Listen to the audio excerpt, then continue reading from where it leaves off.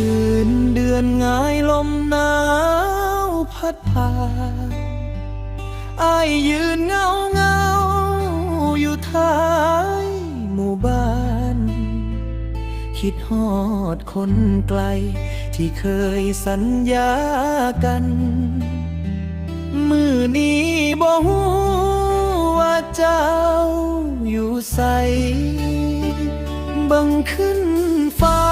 เห็นดวงจันทร์ส่องแสงยังมีดาวน้อยน้อยเคียงข้างบ่ห่างไกลต่างกับหัวใจของอ้ายมือนี้ที่บ่มีภัยยืนข้างกันดวงจันทร์ยังมีดาวเคียงข้างแต่หัวใจไอ้มันอ้างว้างเหลือเกินตั้งแต่มือ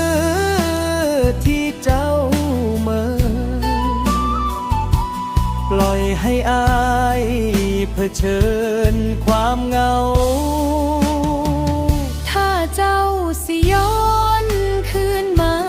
อีกครั้งอายสิยืนอยู่ที่เก่าสิเป็นดาวน้อยของเจ้าเคียงข้างบ่ห่างไปสายดี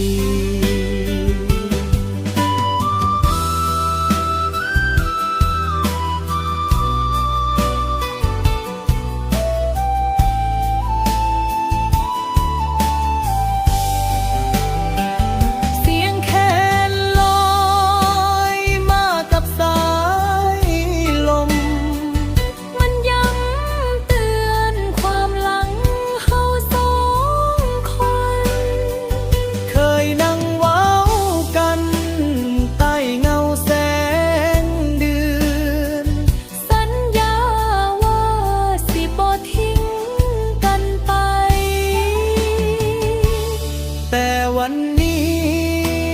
เหลือเพียงเงาใจกับรอยน้ำตาที่ไหลบ่หูโตได้แต่ภาวนาให้เจ้าหูโตว่ายังหักเจ้าเสมอ